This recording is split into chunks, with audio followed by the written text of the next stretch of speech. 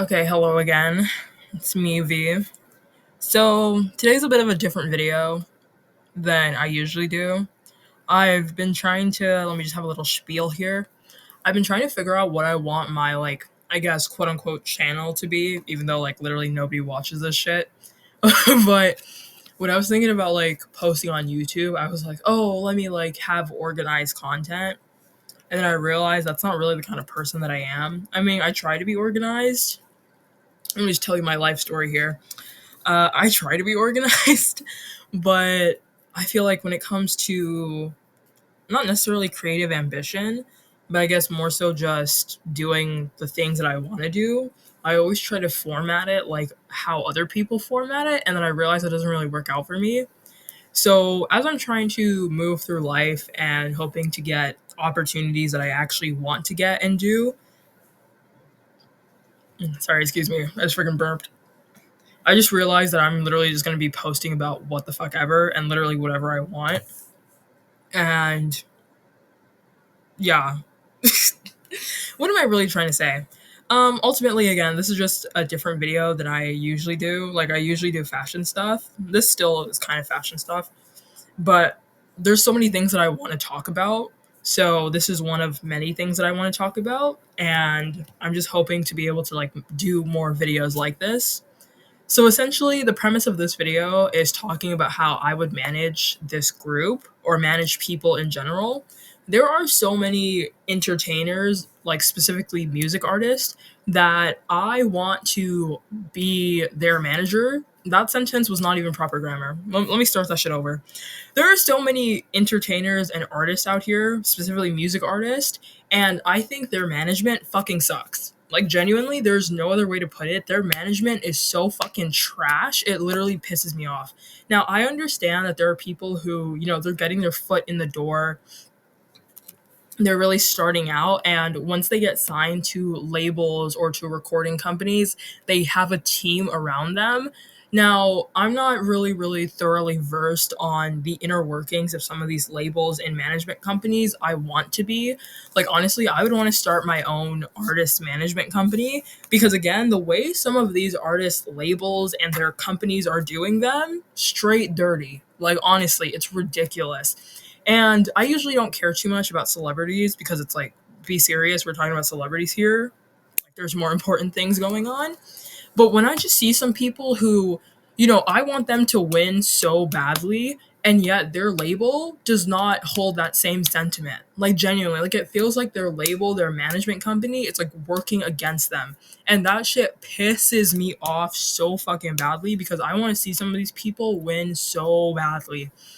And I'm thinking about doing more videos as to how I would manage some of these people. Like, there's already a list of people that I have in my mind where I'm like, your management should be doing this. They should be doing this. They should be doing this, and this.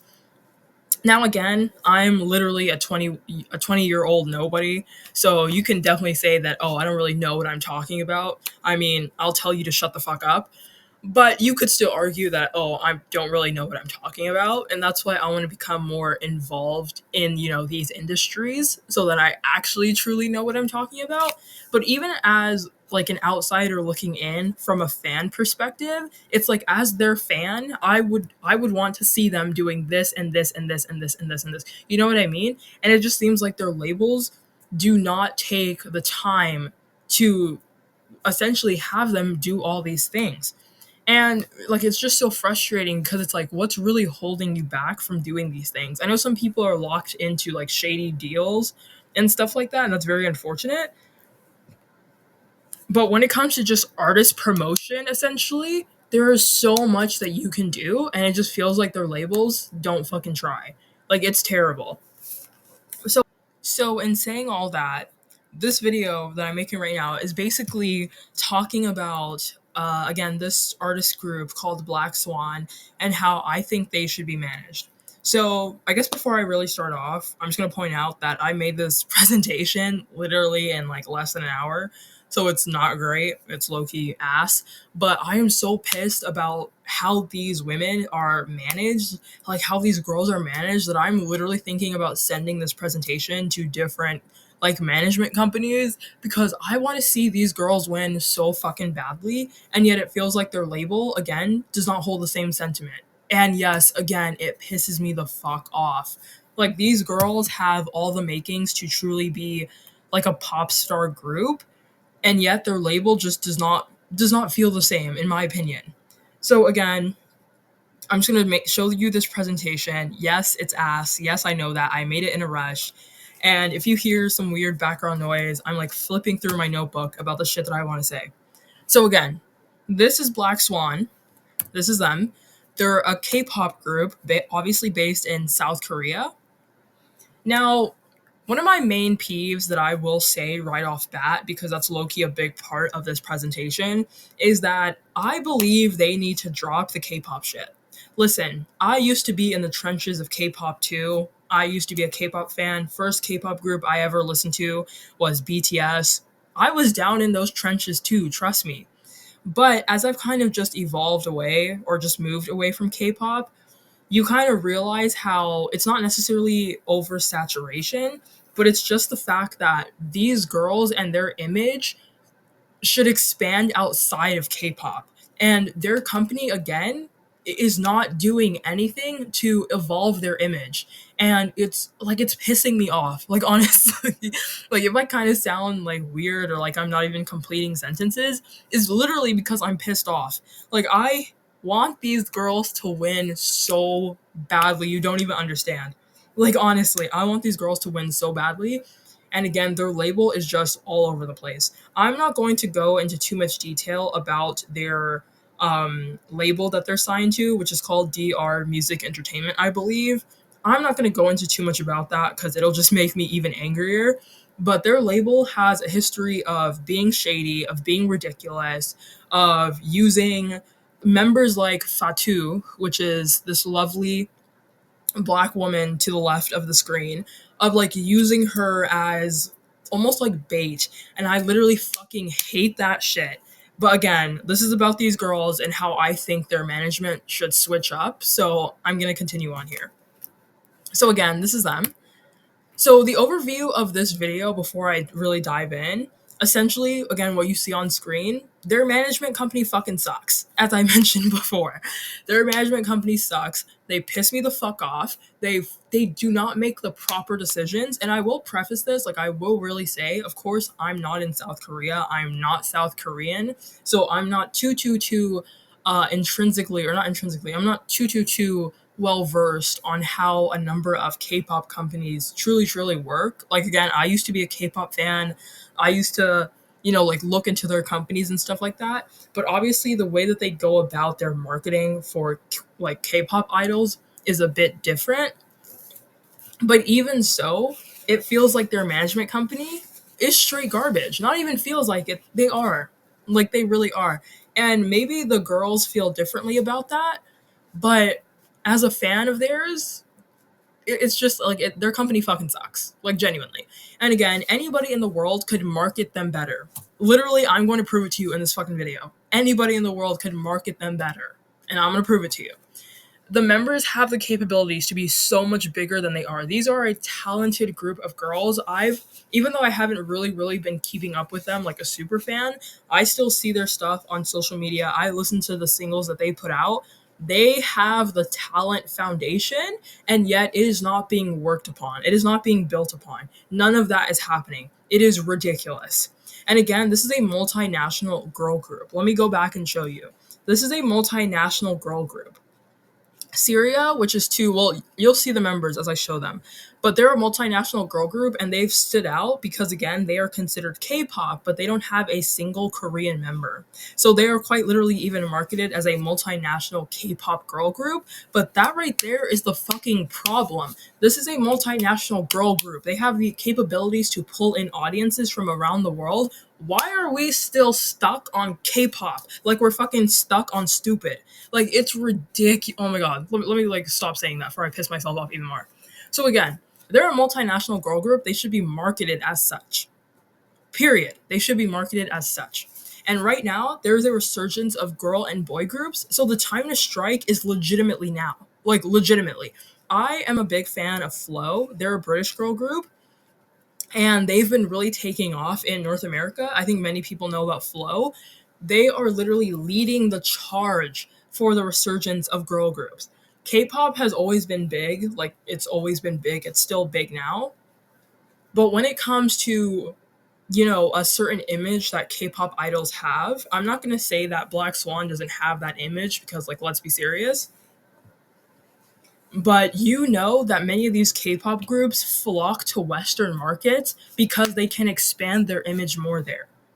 So again, we're seeing the resurgence of especially Western girl groups and boy groups. K-pop groups have always been around, like that's literally the cornerstone of K-pop, which is the groups. But when it comes to Western girl and boy groups, there's a resurgence. We need to make sure that we strike while the iron is fucking hot. Like it's ridiculous. And again, their marketing needs to be aggressive. Like they need to be pushing these girls so often. There's a couple people that I mentioned later on in this presentation. Their marketing is aggressive because they're everywhere. That's why people feel like some artists come out of nowhere.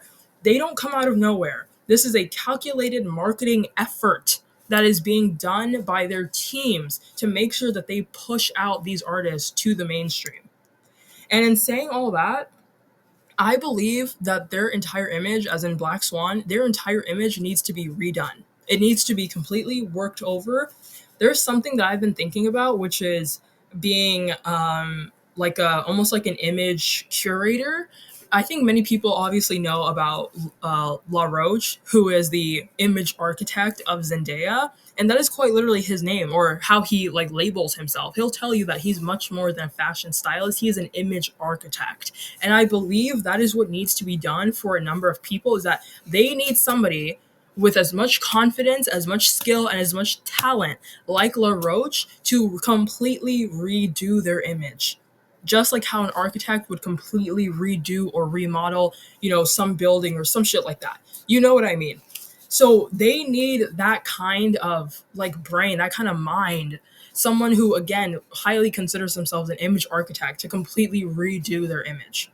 Because the shit that's going on is ridiculous. Like honestly, it's ridiculous. I will keep saying that because it is ridiculous. So moving on. This is Fatu. She is the leader, and she's also considered the rapper or the main rapper of the group. She has her own individual projects that she's put out. I'm not going to mention it here, but you should definitely go find it and listen to it. It's pretty good stuff.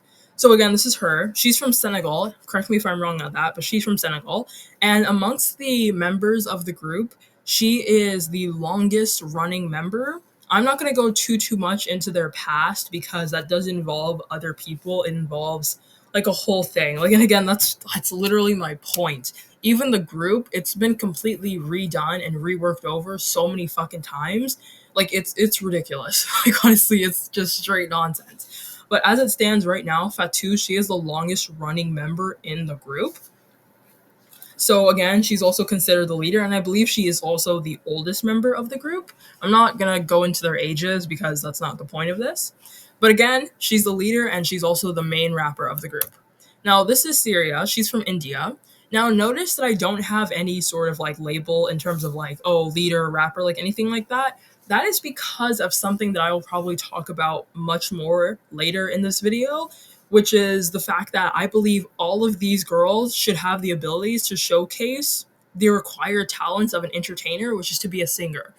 If you look on their Wikipedia page, when you look at the members' names, it says like, oh, okay, like with Fatu, here's the leader, here's the rapper, and then you see the other members, and then for their names, it's like, oh, here's the main vocalist, here's this dancer. I don't believe that should happen. I don't believe that should happen at all. I believe each and every one of these girls should be a vocalist, should be a singer. And I've heard them sing. They're good. They're actually good. So I don't believe that there should be any sort of like main vocalist. They should all be good. They should all be good, period. So this is Syria. She is one of the vocalists. She's also a very, very good dancer. This is Envy. She is also considered one of the main vocalists and a dancer. Again, like I said, they all should be. But this is Envy. Correct me if I'm wrong, but I believe she is from the United States. She's obviously of mixed race. Again, correct me if I'm wrong on that. But these are not really important details to mention, but I'll just be mentioning them. And then this is Gabby. I believe she is from Brazil. I believe she's biracial. She's half white, half Brazilian. Correct me if I'm wrong on that. But this is again their last member, Gabby.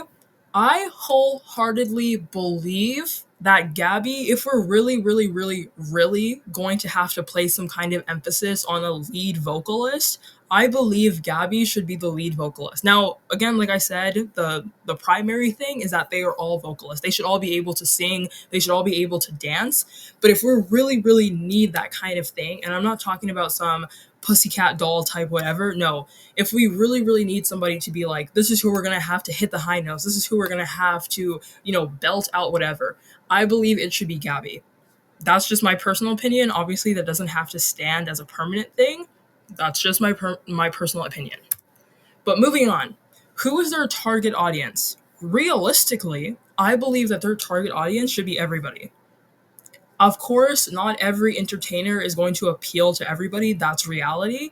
But I don't like this idea in marketing that it's like, okay, our target audience is 18 to something year olds or 18 to 30-year-old girls or, like whatever. And I know that obviously within marketing, that's done so that it can make it easier for you to push out your product to specific demographics. Like that is literally a hallmark of marketing. So trust me, I understand that. But realistically, I believe that everybody, like, or let me not say everybody, I believe that when you do stuff like that, you kind of pigeonhole your marketing tactics. So for instance, I think we all know Stanley cups. We all know those oversized, ugly ass cups, no shade, but we all know those cups. When they first started, correct me if I'm wrong, but I remember quite literally reading about this because like this crazy surge of Stanley Cups came out of nowhere. But when they first started, they were marketing those cups to, I believe, like almost like construction workers or something like that. They were marketing it to a completely different demo than the ones that were actually using it. So eventually, when they realized who was actually buying these cups the most, it was typically teachers, nurses, literally women in certain industries and in certain specialized fields where they need to be on go all the time, they completely switch their marketing to push out the product to these different demographics. That's why I don't really like the whole idea of a target audience, because if you have a product and you're like, okay, this is who I believe the specific audience is for, but then there's a whole nother audience that's actually buying the product, you basically have to completely revamp your marketing.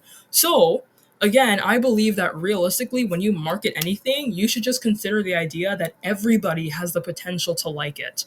Again, I understand what is, the lesson or what is the point of having specific targeted demographics. And usually, of course, I'm not some kind of professional, even though trust me, I will be. But I understand again the key point of hitting specific demographics. So I will again just say that I believe the target audience should be everybody. But we are talking about a multinational music girl group. Realistically, their demos or their targeted demos will be a little bit younger. So it will be teens. Now, again, we're talking about a girl group. We know that they will most likely be targeted towards girls. We know that. Realistically, though, I believe that there are teenage boys that are just as capable of liking these girl groups, absolutely more than capable of liking these girl groups. So even when I say teens, I would not exclude boys from like the targeted marketing demo. But again, to have a sense of realism and a sense of reality, we know that a girl group, a music girl group, will typically have a bigger outreach target when it comes to girls, especially teen girls. So even if we want to work within those guidelines, we can still completely revamp their image to make sure that we're hitting these specific demographics. Now, what are their main problems? In my opinion, their main problems are that they barely release music. Their image, again, needs to be revamped, as I will keep mentioning, and their skill and their talent. And that is something that I will absolutely talk about with honesty in this video. So, their notable appearances. So, recently, or not so recently, but not so long ago, they did appear in an Apple documentary called K-Pop Idols. Now, I didn't watch this myself. I don't believe personally, and you can absolutely correct me if I'm wrong, I don't believe this is something that truly, truly had a major impact on their career. I could be completely wrong on that, but I just don't believe this is something that had a major impact on their career. Now, listen, any publicity is good publicity. Like, that's literally how it works. Anything that gets people talking about you is ultimately good because that means they're talking about you. But I just don't believe that this documentary truly, truly did anything for their career. If anything, I feel like this documentary is way too late. That's my personal opinion. I feel like if you really, really wanted some sort of specialized TV program to really have an effect on their career, this should have happened when the newest members came in. And the newest members, again, I've mentioned before, Fatu is the longest standing member of this group. Everybody else is typically or technically a new member of Black Swan. Obviously, they're not new anymore. They've been together for a while. But considering that they and I was around again for this complete revamp of Black Swan's image as in introducing these new members, I believe they should have done their own kind of documentary on having these new members. I feel like this Apple documentary, it's too late. It's genuinely too late, in my opinion. At the end of the day, any publicity is good publicity, but this is late publicity, and that's not as good, in my opinion. One of their other notable appearances is their fan meeting that they did literally in 2023. Now, I will admit, I'm not aware or knowledgeable of any other fan meetings that they've had in between then and now. So that's definitely a bit of a pitfall on my part. But when I saw this, because I remember seeing this being announced, I was not a fan of this. Now, I will never ever like reprimand fan outreach. That's literally something that I will talk about more so in the video. But my opinion on this fan meeting, while it's not a bad idea, I just think it's unnecessary for where they're at. Like, I believe around this time, their single Karma was really blowing up, which is obviously a good thing. But I just feel like with everything that was going on, and with the fact that again they don't have an extensive catalog, wasting resources on this fan meeting is unnecessary. Like, it's genuinely unnecessary. It's not a bad idea, it's not a bad thing. You want your artists to be connected to their fans to grow their fan base. But I just felt like it was an unnecessary waste of resources, especially when they already sometimes do online fan meetings. That's my opinion. So, moving on. Now, their marketing in general.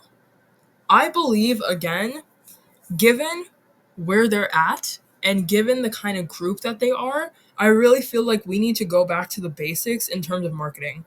Now, you'll hear a lot of people point out that artists these days, they don't really seem to start small, and that's not necessarily true. I'll literally mention that later in the video. It's not necessarily true.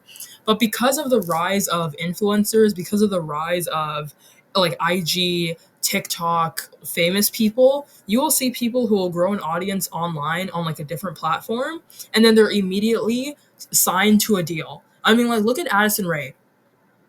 Addison Rae grew a platform off of stealing the creative work of black people on TikTok, and now she's signed to a record deal to make shitty music. And that's no shade, like, genuinely. But is Addison Rae really talented? Not really. Again, that's no shade. Like, I'm just being honest. But yet, she is signed to a label that's enabling her to put out music that is trying to be high quality. And she started off of TikTok. These girls, while they do have a social media presence, we are going for legitimized entertainers. These girls, they need to go back to the basics. That is smaller stages. Now, my idea is that they should be able to perform in malls, in clubs, in theaters, in performance art centers, and even busking.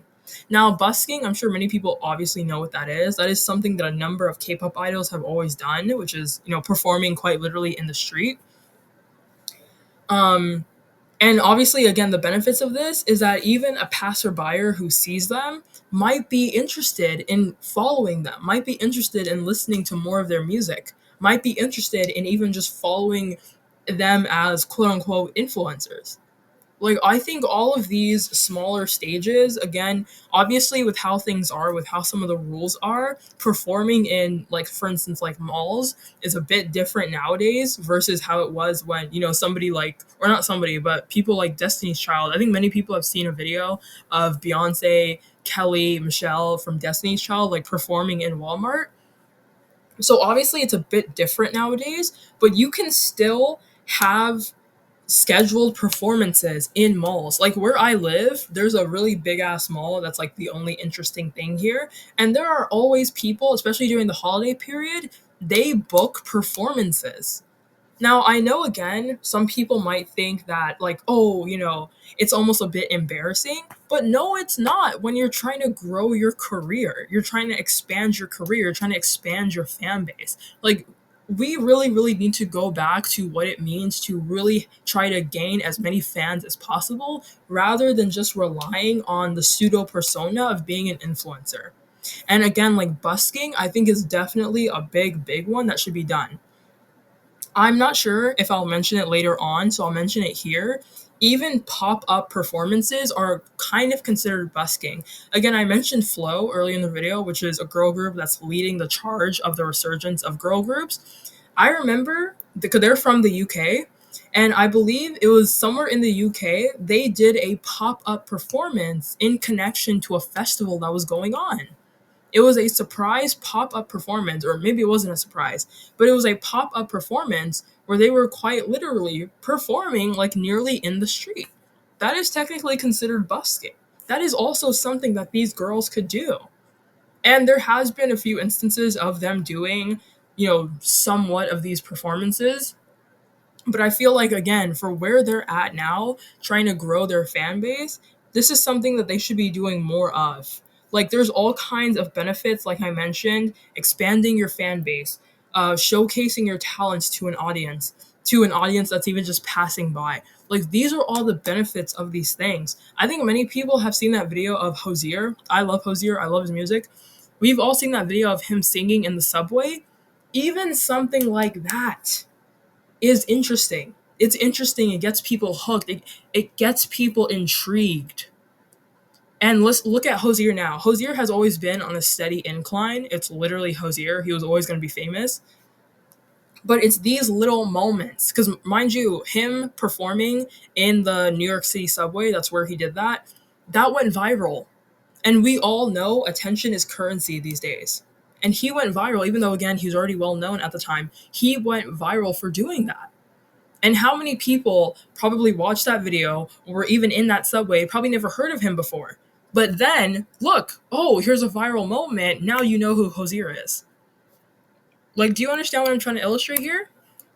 Now, another thing that I believe should be a part of their marketing is their online presence. Now, I did mention before that I think the whole influencer nonsense is nonsense, but obviously it makes people money, so it's not that nonsense. But I believe that their online presence, if they really don't have the means of, like flying to different areas or of putting on public performances, online presence is always something to work on. Now, they do have an online presence. The girls themselves have literally thousands of followers on IG. They do, again, online fan meetings. They post their own videos showcasing their personality. Like, these are all good things. But again, as somebody who has quote unquote experience of being a K-pop fan, I really, really was watching how many of these K-pop idols, how their companies would truly, truly push out their personalities and their personas online. And some of my ideas, again, is online performances. They already kind of do this. They showcase videos where they're doing their choreography. They showcase videos where they're covering songs. That's also something that I'll mention. So they kind of already do this, but I just think they should do it more frequently. So again, another part of that is covering popular songs. I think we all know Kelly Clarkson. Kelly Clarkson is an amazing singer.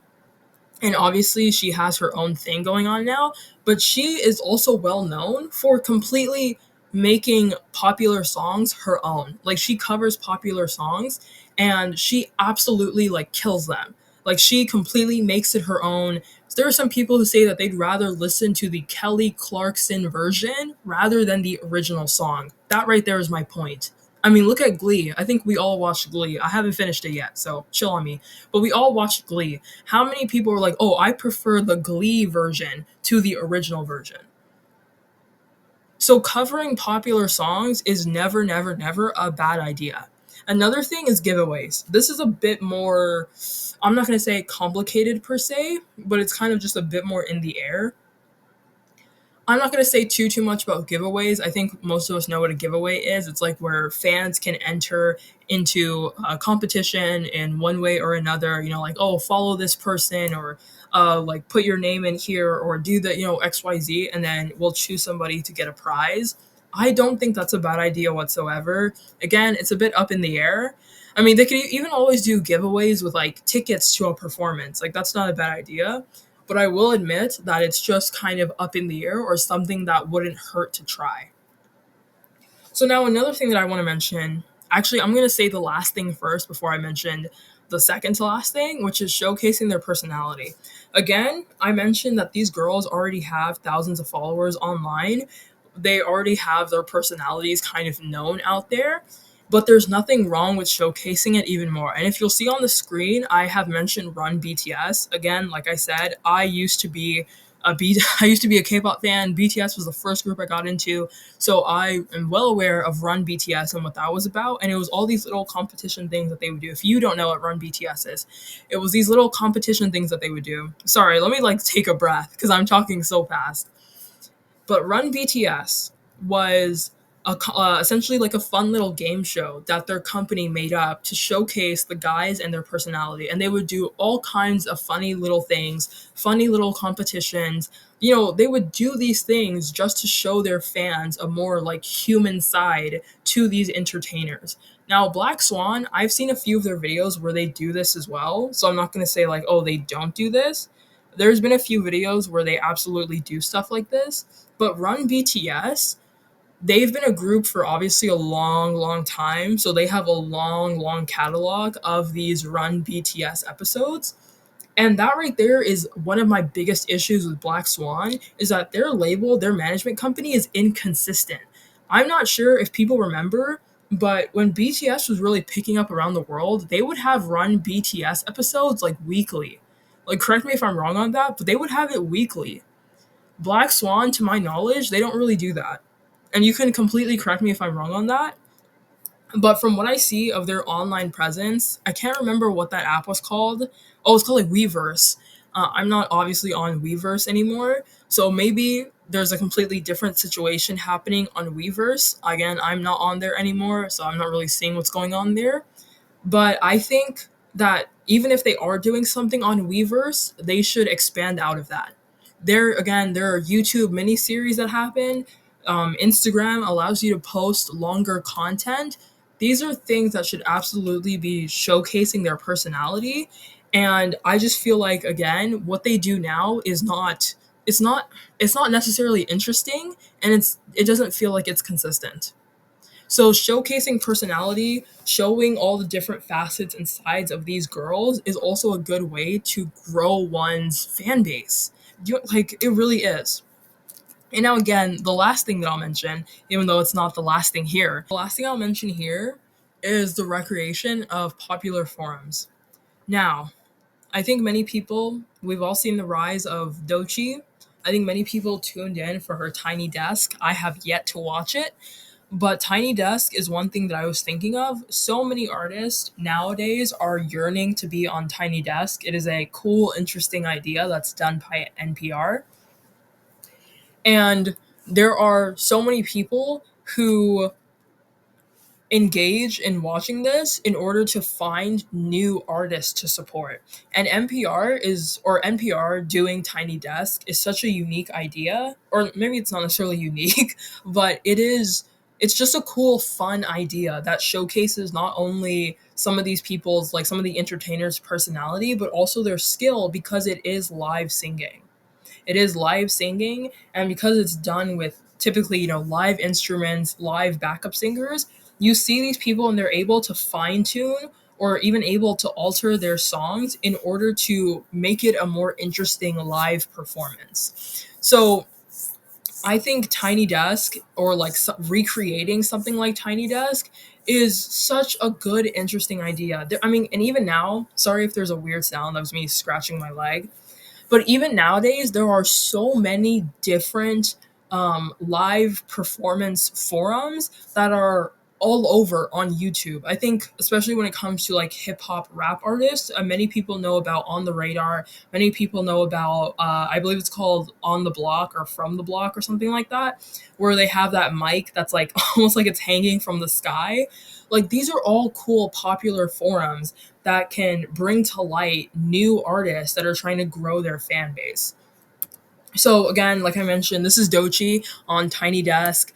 This is Lizzo, Harry Styles, Anderson Paak. Like, these are all even established artists who even go on Tiny Desk simply to showcase much more of their talent. I mean, this is Sabrina Carpenter. She's been having an amazing, amazing months. Like, she's been having an amazing year. She had an amazing year in 2024. Like, she's been on a roll, and she went on Tiny Desk. This is Colors. This is another one that I really, really like. Again, this is a YouTube online performance. I think many people know about Colors. They have artists almost in a similar fashion to the like On the Block or like From the Block one, where they typically have a mic set up. Now, Colors is one that I really, really like simply because it is visually appealing. So I really, really like Colors. They have, if you have no clue what this is or you've never seen them, they usually have the set up for the background to have one color, and then the artist, like you see Billie Eilish here, they're usually wearing clothes that match the background or that work in cohesion with the background. So again, the performance or the performance set is very visually aesthetically pleasing. Plus, again, it is a live performance. So you not only have something that is visually and aesthetically pleasing, but then you also have these artists showcasing their skills. Now, I only have two pictures here, but I wholeheartedly urge you to go watch more of their videos. When you see the color schemes that are set up for all kinds of different artists, and it is very, very cool. And honestly, I would love to work behind the scenes on Colors. I doubt that I ever will, but I definitely would like to. So here we have Billie Eilish. This is a older one. Obviously, you can tell by her aesthetic. But do you see like this very nice light blue background and the all white outfit that she has on? Visually appealing. We all know Billie Eilish can sing, even though she's kind of moving like a weirdo, especially her fan base nowadays. But again, this is one of the first ones that I saw. Very, very nice, very cool. This is another one. I'm not aware of who this young man is, so forgive me, I don't know his name. But even like the cool purple background, completely in tone with his neutral outfit. There are so many, many good ones, and I didn't add them in here because I knew this video would already be kind of long. But even when I just want to listen to music, I enjoy like watching the performers in these very cool toned, visually aesthetically pleasing rooms. So again, I understand that there's a lot of production that goes into this, even though again it's meant to be like a simplified forum for artists to perform in. And when you consider the fact that Black Swan is signed to a label that is quite literally supposed to be a professional company, they absolutely have the means to recreate something like this. I absolutely believe there are people who even recreate this in their homes. People have recreated stuff like this and they've rented out spaces to recreate stuff like this. There is no way that Black Swan, who is signed to a company, a long-standing K-pop company, there is no way that they do not have the means to recreate stuff like Tiny Desk, like Colors, like all these kinds of things. This is absolutely something that I think they should do because again, any means of showcasing your talent is always a good opportunity. Always. And especially when you add on again these visually aesthetic forums, visually aesthetically pleasing forums, it is always a good idea. And yet it seems like their company just does not try. Like, and that's just so upsetting to me. Again, all in all, the idea is that they should recreate these popular forums. Now, again, Colors typically features actually like any artist. I was gonna say smaller artists, but they feature like literally anybody. But you typically see artists that aren't well known on there. And of course, when it comes to just trying to get an artist image out there, you know, some of these forums, you have to either be invited or you have to be like confirmed for it. So if you know that you don't have the outreach or the big enough like fan base for them to consider you, why not try to do it yourself? You know what I mean? Like these are all ideas that are super general and super like, you know, these aren't like super unique ideas. Like these are all kinds of things that people already try to do. I just don't understand why Black Swan doesn't, or why their management company, why their label doesn't also try to do these things. Now, again, talking about their established fan base. So they do have an established fan base. Like I literally mentioned, the girls have thousands of followers online or on IG. They had their fan meeting where they had a sizable group show up. Now, of course, with any artist, with any entertainer, the main goal is growth. You want more people to become your fan. You want more people to come to your shows. You just want more people to essentially be a fan of yours. Now, again, we basically already talked about how we can have growth as a fan base for Black Swan, but some ideas that I was thinking of, and of course, it's not like they have to do all these specific things, especially because they might come with certain like blockades almost. But one thing that I was thinking of was to tell a fan to bring a friend or as many people as they can to their shows. So during their fan meeting, like the thing that I mentioned earlier in the video, they had a fan meeting in California and it was over the course of like 4 days. They did, of course, like fan signings, pictures with fans, and they also did performances, stuff like that, which obviously people have to pay tickets for. But you know that your outreach is not super big yet. So why not just tell a fan like, oh, if you're paying for a ticket, here's a free chance to bring a plus one. Like again, it's like if you're somebody in your life that you want to become a fan of Black Swan just as you are, bring them for free. And of course, they would have to work through things like having a bigger venue, having more space, having more seats, possibly. Like, of course, these are all things that you have to think about. But when we're talking about how we want artists to grow, there's typically the idea of an investment. You have to plan for not just the short term, but the long term. That is what so many of these artists are talking about, is that it feels like their labels are not investing in them. And like look at BTS. Like BTS is always a pitch perfect example of this because they are literally a like quote unquote rags to riches stories. Now again, I was a BTS fan for a long time. Some of those boys are not poor. Some of those boys are not poor. Some of them came from well-to-do families. Like let's not act like they were super broke. But their company, Hybe, was broke. Honestly, I'm blanking on what their company used to be called. I'm pretty sure it was always called Hybe, right? No, that's not true. Okay, well, that's not the point. But before they became this large scale company called Hive, I'm pretty sure their company was called something else. Again, I'm blanking on it right now. I haven't tuned into BTS for a long time. But again, we all know that their company used to be called something else, and it was a very small company. And they were low on money, they were low on funds, like they were low on everything. So you saw how Bang PD, who was like their like the CEO of the label they were signed to, how he invested in these guys, in these boys, and look now, BTS is solely, like quite literally solely responsible for earning not just their company, but also South Korea as a country, literally billions of dollars, literally. So I don't understand why some of these companies, and I understand like that's a somewhat privileged thing to say where it's like, oh, you don't have to worry about money, da da da, even though I'm low key broke too. But like that's a very privileged position to take and to say where it's like, oh, just throw money at it. Like I understand that. But when you realize that you have something going here, why not put more finances into it? So like these are all things that they should consider as they're already on a like they're a rolling stone literally on a path that just needs to pick up more speed.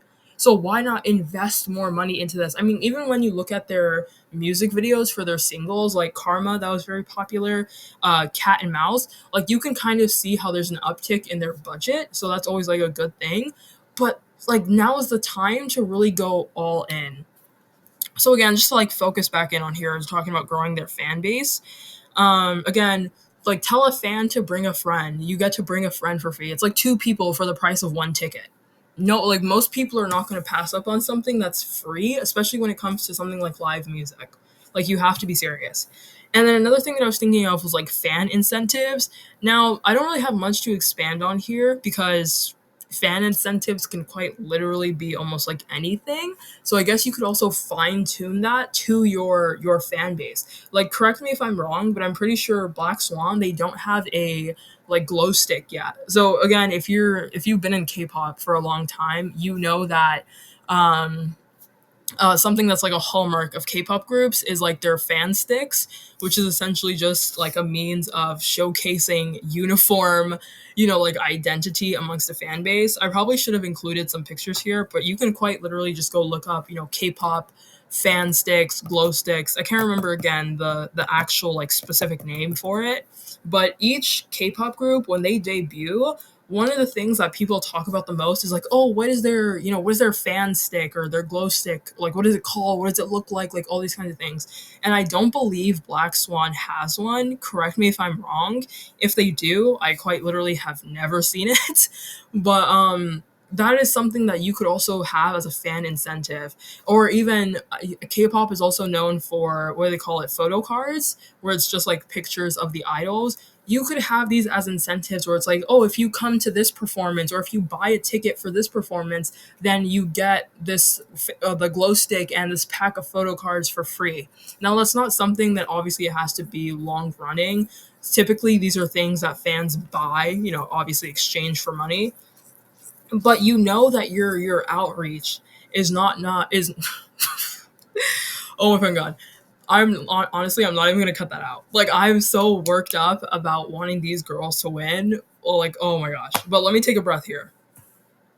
So again, that you want to grow your fan base, especially like the main premise of what I'm saying is to grow their fan base in a Western market. That we have to do a lot more work in terms of growing these girls and getting their name and image out there. So these things can be short-term fan incentives. So again, the last thing I want to say is short-term versus long-term. Just like with what I was literally saying like a second ago, this doesn't have to be a long term thing where it's like, oh, we're giving out this merchandise for free, but where the group is at. Like they're not as big as Blackpink, they're not as big as BTS. I mean, a lot of K-pop groups are not as big as them, but like even other K-pop groups. I'm not gonna name any specific ones because some of these K-pop fans are out of fucking control. So I know they got their shooters out here. Let me not even start. But that they're not always as big as these other groups. Like, obviously, they're getting there, but we want to not just expedite the process, but we really, really want to cement their image into the minds and hearts of people. So, we don't have to do like, oh, here's this long term thing where we're losing out on profit. Like, it doesn't have to be that. But you notice what is going on and you see the fact that, okay, we need to grow their fan base. This is absolutely a short term idea, and there's other better, even cooler short-term ideas that could absolutely work. And when you have an established fan base that is coming in, or when you have a fan base like new fans that are coming in, they will be willing to invest their own money into this group that they like. So even when we're thinking about short term versus long term, we don't have to always do some of these things in long term and then eventually see like profit loss in certain areas if that's what you're really concerned about. But like again, I just feel like their management company, their label is not considering these things. Like it really feels like their label is just like, oh, let's just see what happens on a day to day. And I know that some of the people behind the scenes, their managers, stuff like that, like obviously they're professionals, quote unquote. But like it just feels like there's nothing that's really being, I don't want to say there's nothing being done, but it just feels like there's so much more. You know what I mean? There's so much more that they could do. And it just feels like they're not really doing that. Now, This is something that some fans of Black Swan are probably not going to want to hear. And this is the hard truth. Even as a fan of theirs, I will say this is that they need to get better talent wise.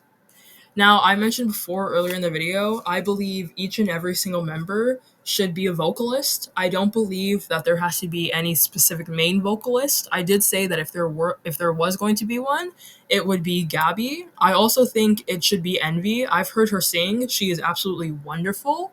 I think again, if we really did want to focus on a main vocalist, it should be Envy and Gabby.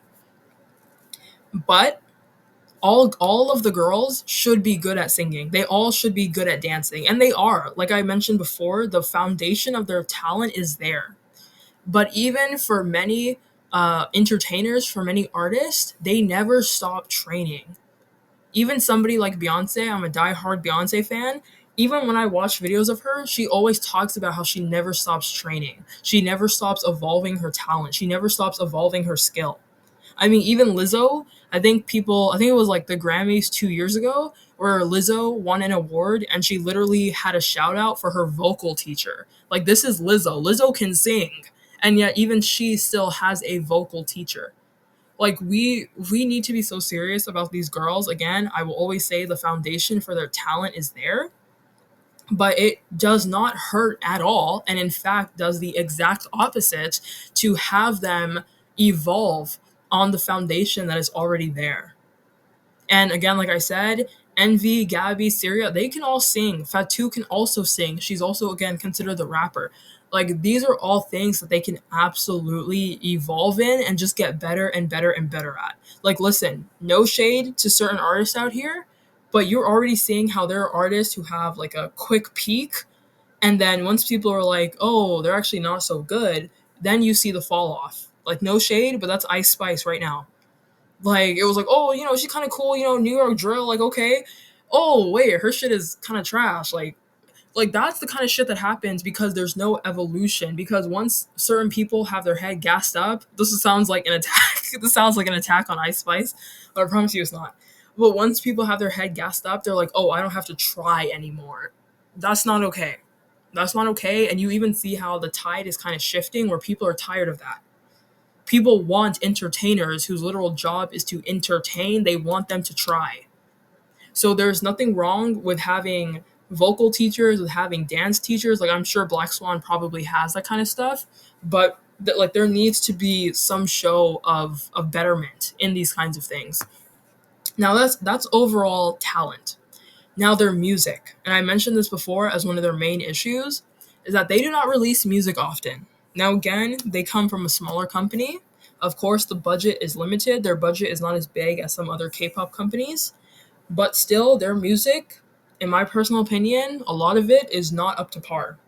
Now, I did mention that they had their singles, Cat and Mouse, Karma, like those singles went viral. And those singles are very good. I'm not even going to lie to you. Those singles are very good. Their newest single, which is called Roll Up, is also very good. It has a typical like K-pop sound to it. But in my personal opinion, it could be a lot better. And this is another thing that I want to mention before I continue on is, like I said, the main premise of this video is their expansion into Western markets. And it is baffling to me that they're still being marketed as a K-pop group, even though they are multinational. And I know some people are going to get upset about that. They're like, well, they could still be K-pop. I didn't say otherwise. Like, the fuck? But like, again, this is a multinational girl group. They have the means to pull in demos from all over the world, and they already do. But you know that expanding into Western markets, it's what really helps you take off. That's what helps you take off. And it is killing me on the inside that their company is not pushing for that. And again, like I said, I know it's a smaller company. They have a limited budget. We are aware of that. But you have to be so fucking serious. Like, you have to be so fucking serious. And the main thing that I want to say is the fact that they have not released an English song yet. To my knowledge, they have not released a song in English.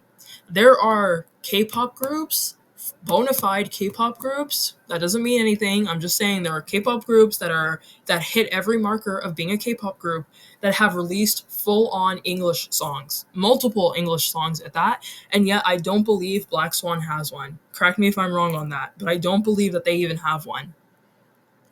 Like, what is that about? And again, I know that there are a lot more intricacies when it comes to the music industry and being able to attain songs, and then the recording process, and then paying your producers. Like, these are all things that stack up finance wise.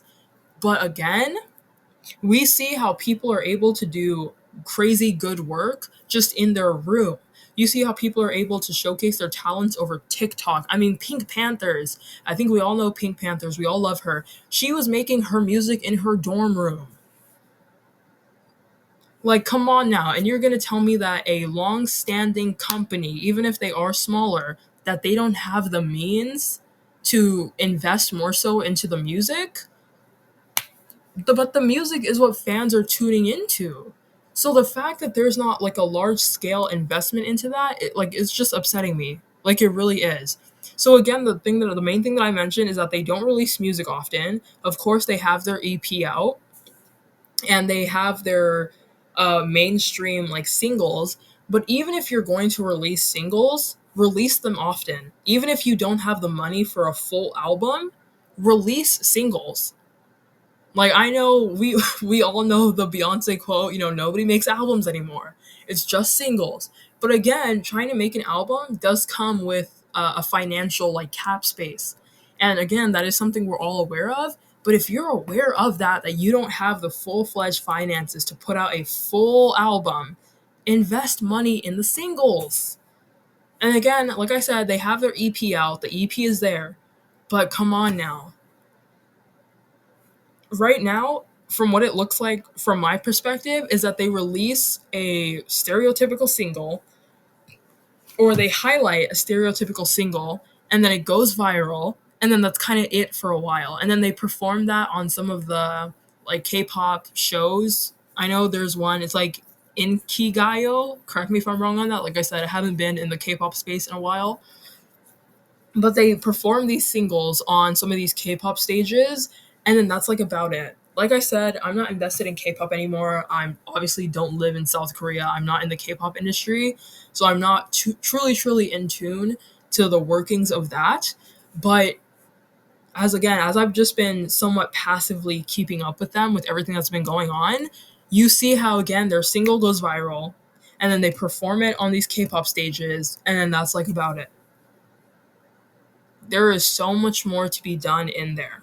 So much more to be done in there. And again, like I said, if you want better quality, you typically have to pay more.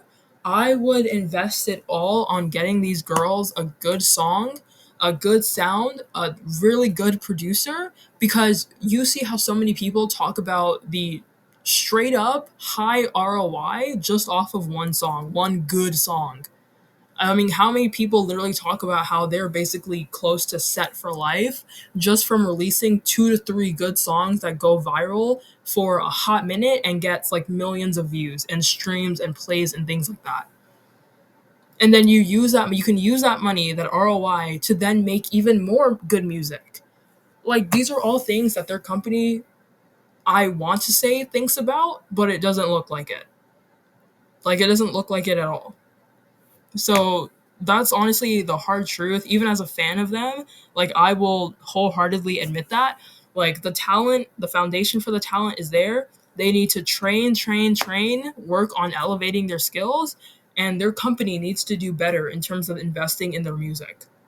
Like, it's genuinely ridiculous to me that that's not what's going on. And like, again, it's pissing me off and it's ridiculous. But anyway, let's move on. So this is another thing that I wanted to mention, is that these girls, or more so their company, should be seeking out openers. I mentioned Doechii and Sabrina Carpenter earlier in the video in relation to performances. But again, one thing that I want to mention is that people act like some of these artists like come out of nowhere. Like earlier, if you're a fan of Doechii, I think like a couple weeks ago, You saw, people were playing on her fucking top. They were trying to claim that, oh, Dochi's an industry plant. She came out of nowhere. Oh, the fucking bullshit. Dochi, nowhere close to being an industry plant. She worked for this. Her team believed in her. We all believe in her. Shout out Dochi. But Dochi, before I even really knew about her, she performed as an opener for Beyonce on the Renaissance tour. I did not even realize that that was her. Do you understand what I'm getting at? These people do not just come out of nowhere. Their management company, their teams have been building them up. And Dochi, again, like I mentioned, she opened for Beyonce on the Renaissance tour. How many people in that audience probably didn't know her before? And then just off of her songs, I've listened to almost every single one of her songs. She has an amazing catalog. And that even goes back to what I was saying in the previous slide about their fucking music, is that some of these girls or some of these openers could only be openers because they already have an established catalog. There's another artist that I want to do a video on. Her name is Bree Runway. She's also very well known. She opened for Lizzo. And she has an established catalog to perform some songs. Now, there's nothing wrong with, how should I say, performing covers. Like I mentioned that earlier, that they should absolutely do covers. Flow, I will keep mentioning them because they're also a girl group that I like. They opened for Pink Panthers in a live, I believe it was like a DJ set performance. And I believe in that performance, they did a cover of somebody else's songs. Even Flow, they went on tour like back in 2023, I believe. And they, in their own, like this was their own basically headline theater performances, they still did covers of other people's songs. This was before they released their album. If you haven't heard their album, which is called Access All Areas, I believe, go listen to it. It's absolutely amazing. Very good. They're on a roll. I fucking love Flow. Can't wait to see them get bigger. But before they released that album, they still had, again, their own established catalog of singles. And they put that out and they performed those, but they also performed covers of other people's songs during their theater tour. So again, Black Swan as a group, first of all, they need an established catalog of actually good songs. And then back to the main thing here, which is to be an opener. They should seek out openers. They should seek out to be an opener. They should open for other artists. Even some of the K-pop groups that go on tour, they should, like, their company should request to be, or for them to be openers for them. Now, again, like I said, I made this whole thing in a rush. I went off of what I've already known, things I've kind of looked into. If they've already opened for somebody else, then that's probably a mistake on my part. You can absolutely correct me if I'm wrong. But to my knowledge, they have never opened for anybody. And like I even mentioned, it probably wouldn't even be necessarily a good idea right now because their catalog is not where it needs to be. But once it is, they should seek out being an opener for other artists. That is literally something that every new growing artist does. Like on here on the screen, Dochi, she opened for Beyonce Renaissance Tour. Sabrina Carpenter, even before I really knew who she was, I heard of a Sabrina Carpenter opening for Taylor Swift on the Eras Tour. That is before I even really knew who Sabrina Carpenter was. I would just see posts about her. Oh, Sabrina Carpenter opening for Taylor Swift. And I was like, oh, that's cool. And now look, Sabrina Carpenter is everywhere. These are the kinds of things that grow your fan base. And it like genuinely just feels like they don't do that.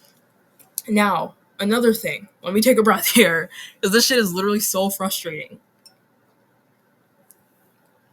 Now, another thing is that it's not just being an opener, but obviously you have to carefully select who you want to open for. Now, this is something that's in the past. People have moved on from it.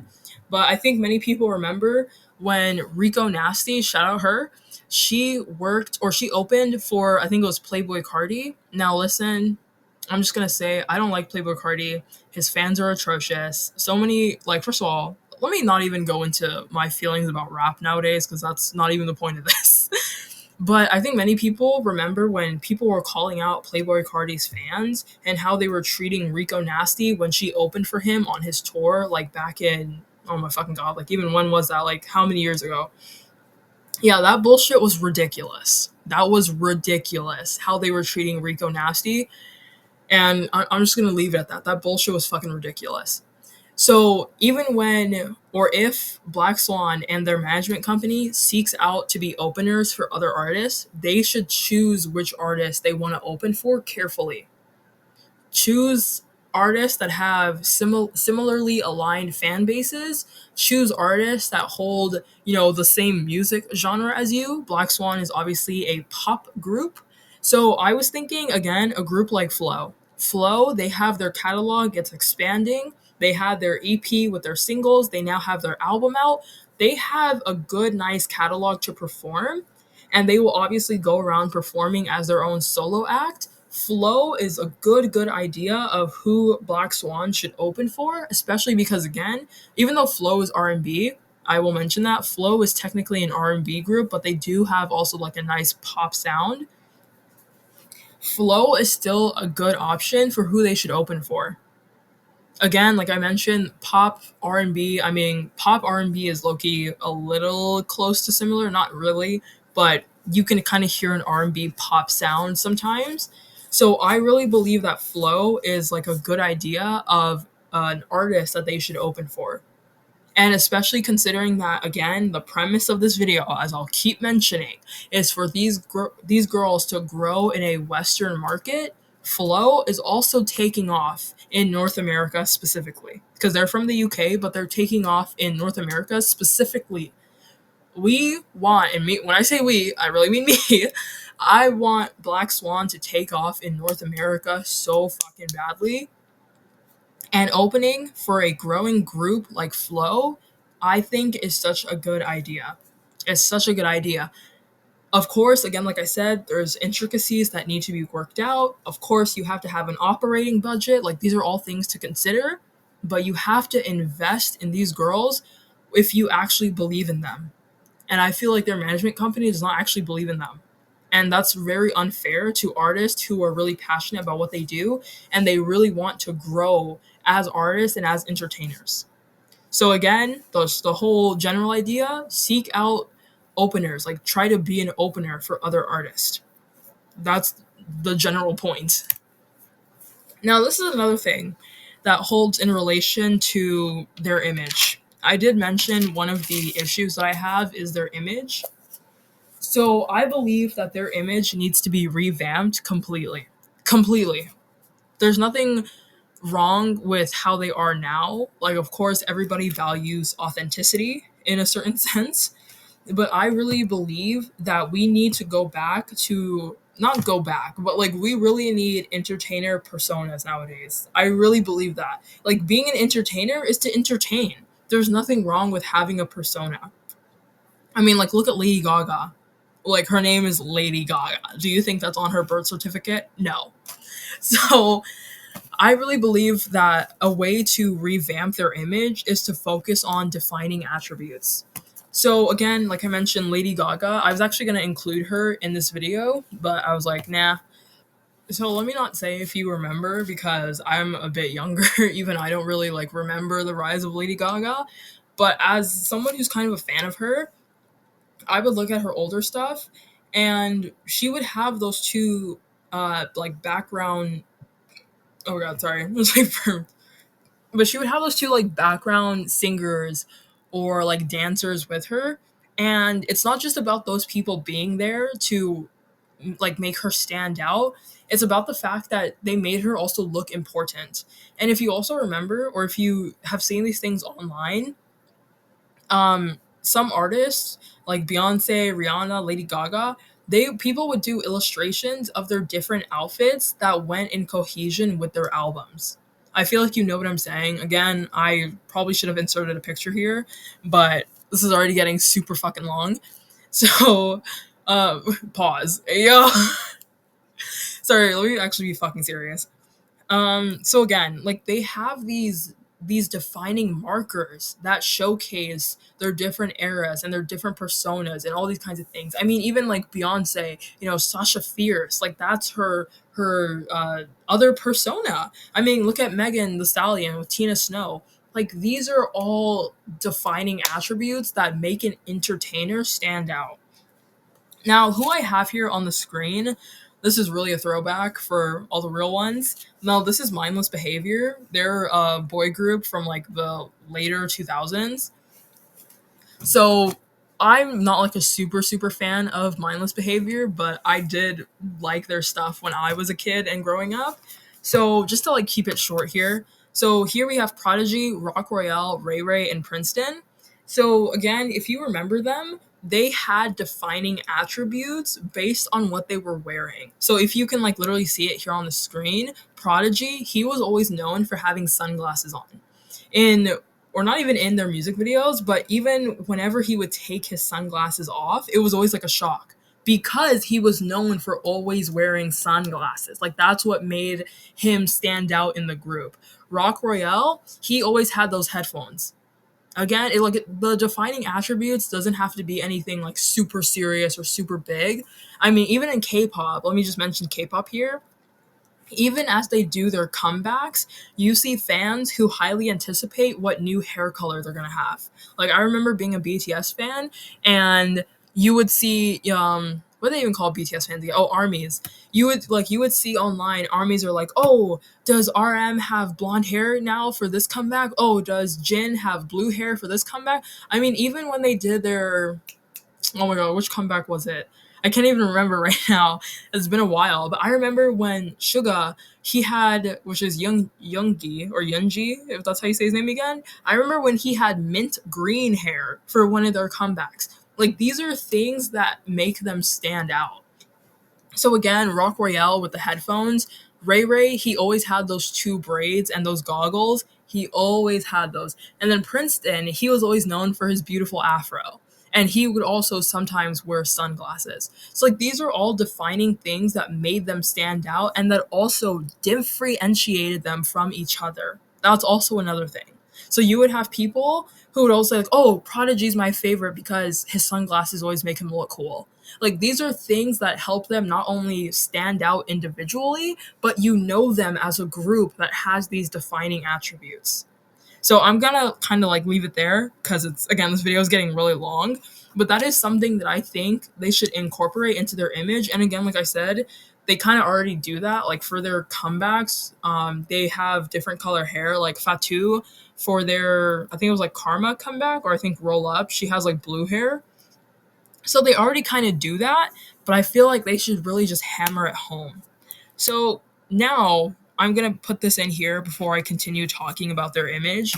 Who and what is Black Swan? Now I'm putting this here because I think this is going to be a little longer, probably not, but this is kind of like a, throwing out ideas part of what I'm saying.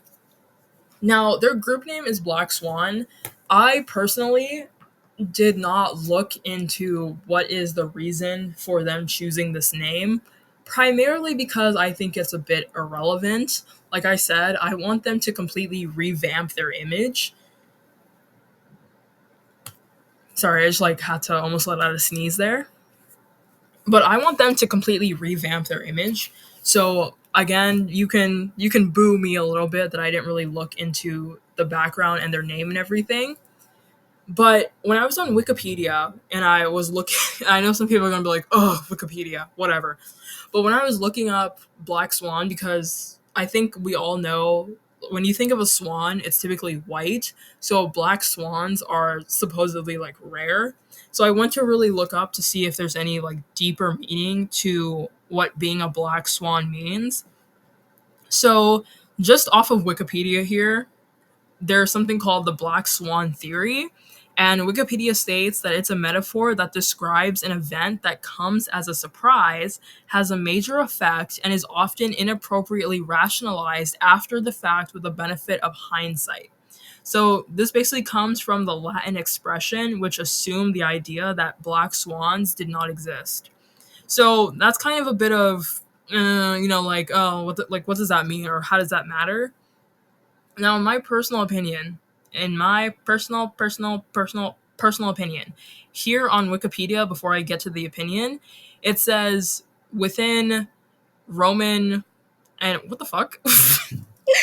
Honestly, I'm gonna leave that in because, like I said, this portion I was gonna put this portion last, but I didn't want to end off like this, so I'm putting this in here. So like, just stay with me.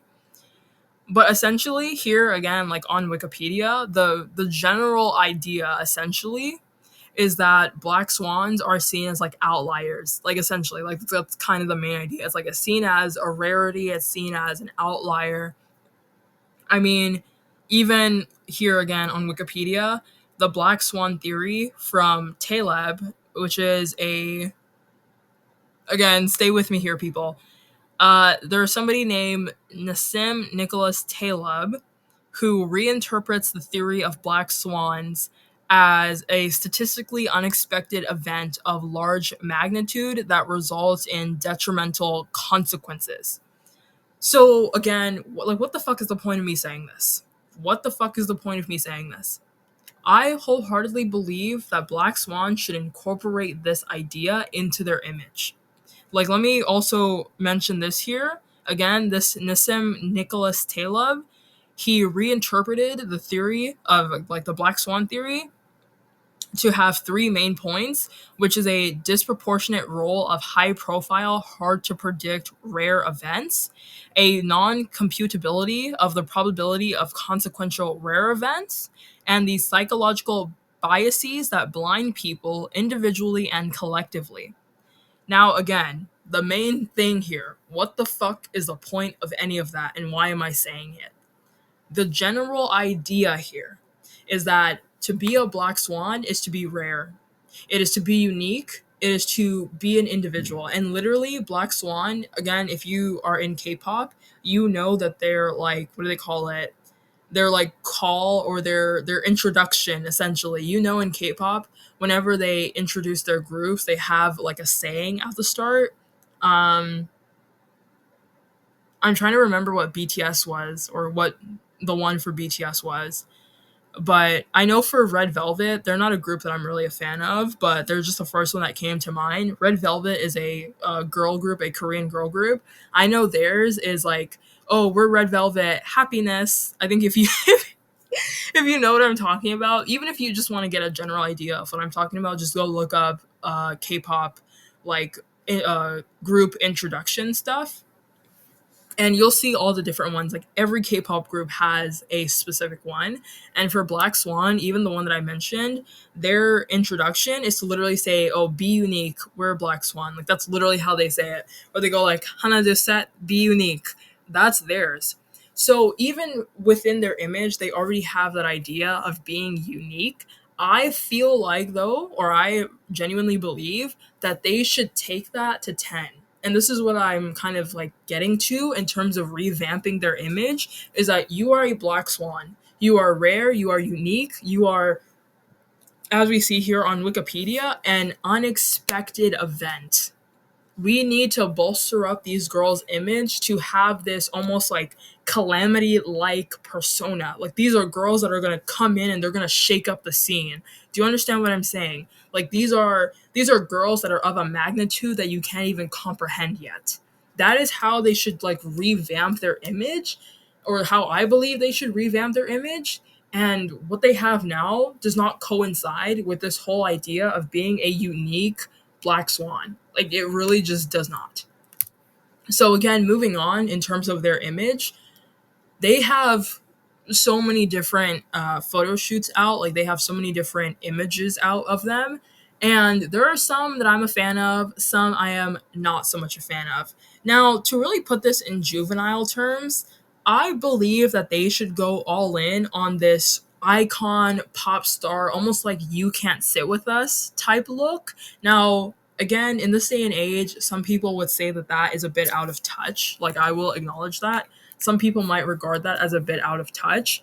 But in my opinion, like, this is, again, going back to the idea of a persona. Like, we want these girls to have their high profile entertainer persona. And I don't believe that what they have now coincides with, again, the whole idea and aesthetic of being a black swan. There's nothing wrong with wanting to connect with their fans. Like you see that is a big part in K-pop, where it's fan connection. I mean, that's a big part for every artist and entertainer. But I feel like with how they do it now, it's not like it's not in line. It's not aligned with, being a black swan, with sticking out, with standing out. I just feel like it's not. And again, this doesn't have to be like a long standing thing. Even great artists like Beyonce evolve over time with their image. But where they are at now, I just feel like if they really revamp their image into this specific way, it could genuinely work out for them. So again, this image that I have on the screen, I feel like this is such a good example of what they should go for, like kind of like the aesthetic they should go for at the moment. I'm not gonna like read too much into this specific photo. I specifically just chose this one because it looks good, because I like what they're going for. And I really feel like they should hinge their bets on this kind of image. Like, look at the image. Like, they're literally looking at you like you're gross. I mean, T. No, but seriously, like, doesn't this image just give like you can't sit with us? Absolutely, bitch, because they're icons. Like, this is what their image should go for. This is another one. This is another image that they should go for. And I know some people are obviously going to point out like the lack of color almost. Listen, nothing wrong with that. Black is a fierce color, obviously, of course, but you can still incorporate color into, this idea of being like a standalone icon, of being like a fierce idol, things like that. There's literally nothing wrong with that. This is also another thing, because again, I know some people are gonna be like, "Oh, they're wearing all black. There's no color. Oh, whatever."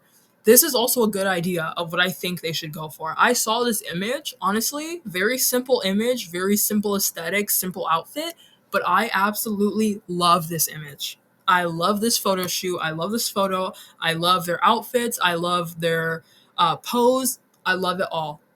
Now, me personally, I think right here, the first person in line here, this is Envy. I don't mind this part here. I don't mind the fact that her foot is up here, but I do believe that it is, I'm not going to say ruining the image, because again, the overall image is still wonderful. It's a 10 out of 10. But I believe that this little thing here, and I know this is going to be something that people are like, "Oh, you're just harping on that little ass detail." Yes, I am. Like, yeah, you're right, I am. Because again, these little details matter. These little details matter when you're trying to shape someone's image. And again, like I said, this isn't necessarily a bad thing. It's not bad at all. But I do not like the fact that this is a bit too, I'm going to say, eye-catching in terms of the overall quality of this photo. I'm sure they probably have a photo where her foot is down just like all the others. I think they should have went with that. I don't think her foot should have been up. Again, it's a little detail that doesn't really matter, even though low-key does. But I think her foot should have been down for here so that they're all uniform and aligned together. But overall, this image, I absolutely love it. I love it. I love it. I love it. I think this is wonderful. This is absolutely amazing. And I want to see more photo shoots that are like this. Now, this is not what I like. I do not like this. I hate this image. This is terrible. I know some people are going to be like, "Oh, what's the big deal?" Well, I'll tell you. So this is a promotional photo for their Cat and Mouse single. And I don't hate the Cat and Mouse song at all, but it low-key goes back to what I was saying in terms of their music. I believe Cat and Mouse was released in their EP along with the single Karma. Karma and Cat and Mouse have a completely different sound. And there's nothing wrong with that, showcasing a range of different abilities and talents. But I just feel like going from Karma to Cat and Mouse is fucking stupid. I'm not even going to cut corners here. I feel like that is ridiculous. If anything, Cat and Mouse should have been released as like a comeback, transforming into this more like girly pop persona. Karma has a very fierce, like not rough, but very fierce, edgy sound. And to go from that to Cat and Mouse, I was like, what the fuck is going on? Now, again, why did I pick this specific image? Is because as I was watching Cat and Mouse, and there's another photo that I could have included here, which is them in these very pink outfits. I do not hate the color pink. I really like the color pink. I did not like those fucking outfits, though. I'm not going to include the image here because I hate looking at it. I'm not even going to hold you.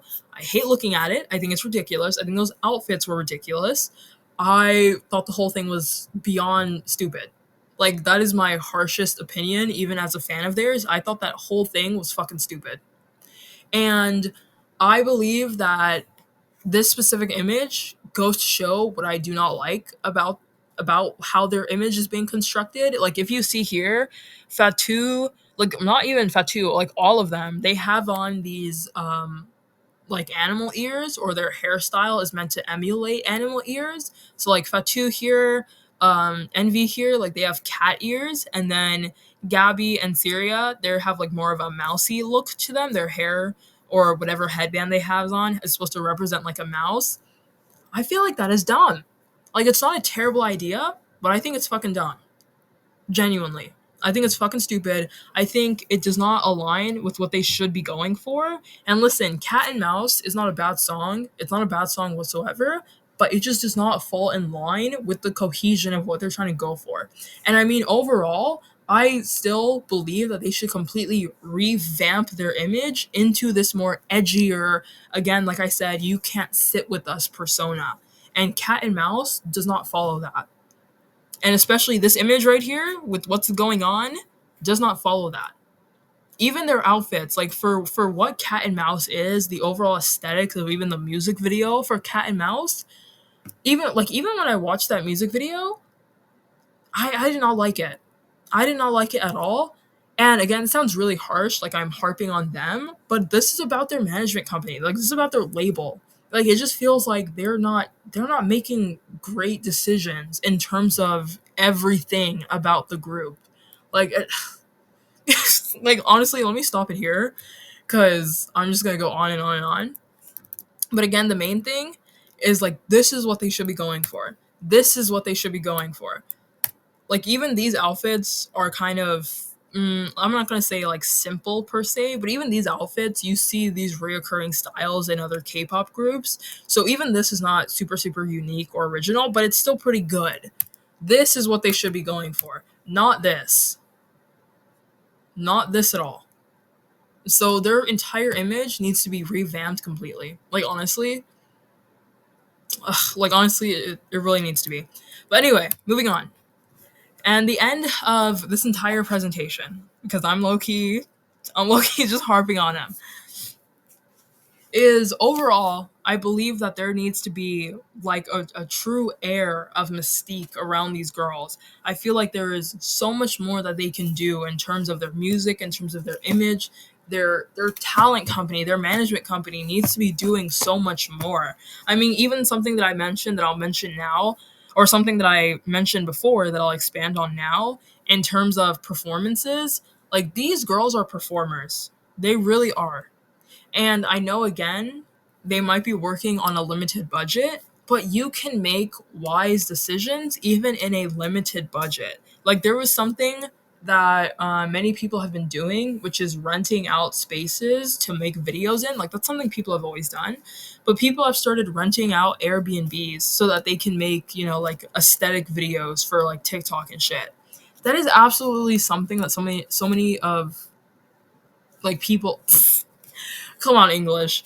That is something that so many people do, and I really believe that these girls and their company could do that as well. I mean, even where I live, I always see signs for leases on buildings. Like, there's a number of buildings that are kind of empty, so you can call in to lease the building, to rent out the building for whatever. That is something that these girls' management company, that their talent company, could be doing. Like, of course, they probably have access to performance spaces already, to photo shoot spaces already, but it just feels like when we're really trying to display the talent of these girls, like when you really want to draw in new fans, there's nothing wrong with trying a change of scenery. Like, there's really nothing wrong with that at all. And especially, as I mentioned before, in terms of like their online marketing, this is also something that you can utilize for an online performance, like an online concert.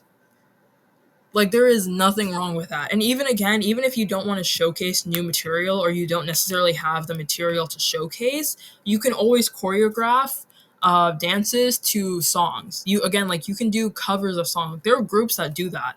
There are entertainers where they literally just perform songs and dances of other people, or they choreograph their own dance and then they lip sync a song or cover a song of another artist. Like these are things that you can do, and I know that their company has the bandwidth to do that.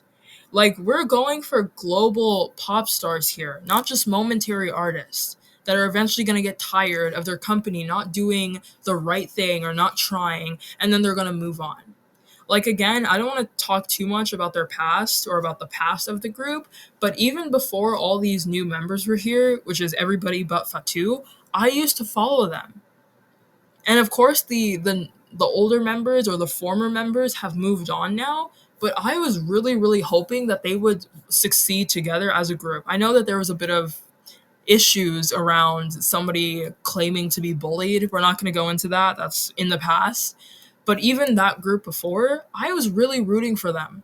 So to see that now, oh, we're revamping the group, we have all these new members, it's just like this is another failure. And that's not to say anything mean about the new girls. Like they're obviously amazing. I love them. But it's just like to see this happen again, especially for somebody like Fatu who is friends with these girls and now they're having to go through this new process of revamping their image and having new members come in. Like it's just not fair. It's not fair to her, it's not fair to the girls that are trying. It's just not fair all around. But all in all, again, like I said, we're going for global pop stars here, not momentary artists. And if they don't have a moment yet, we can create that moment. Literally, you can create that moment. And it feels like their talent company, their management company, is not doing that.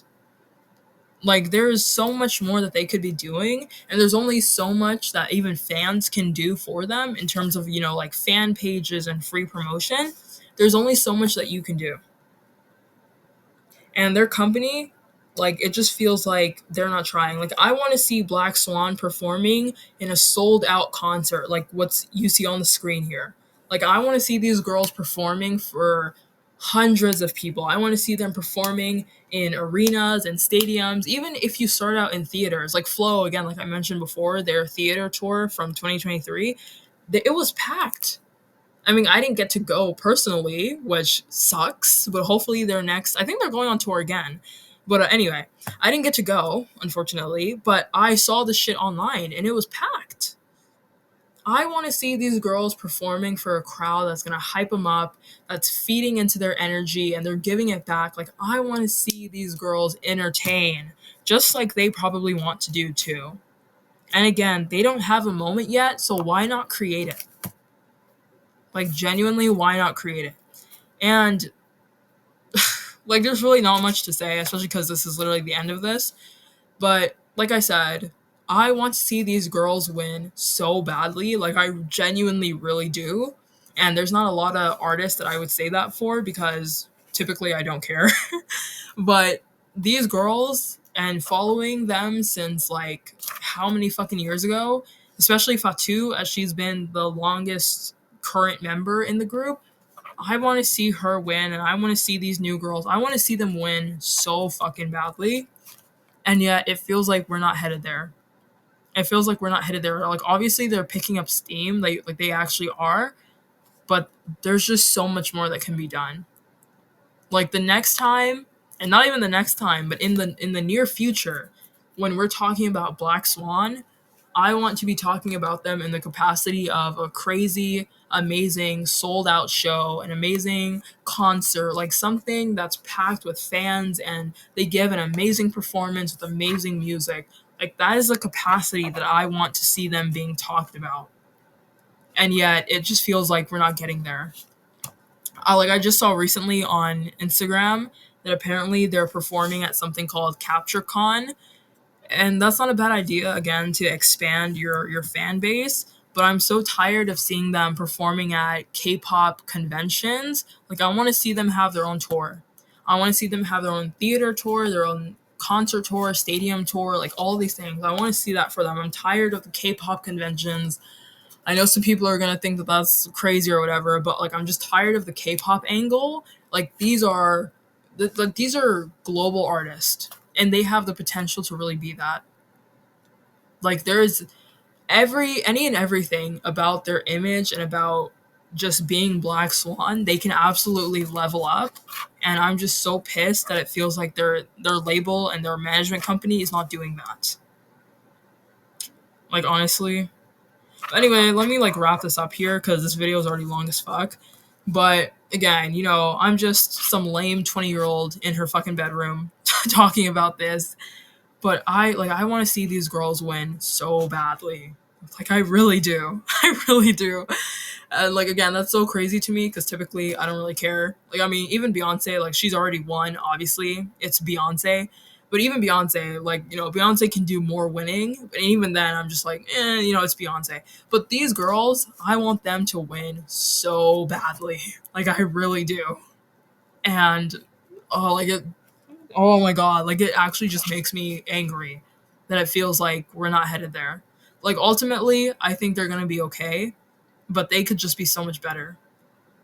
Like the potential that can be maximized is there, and it's not happening.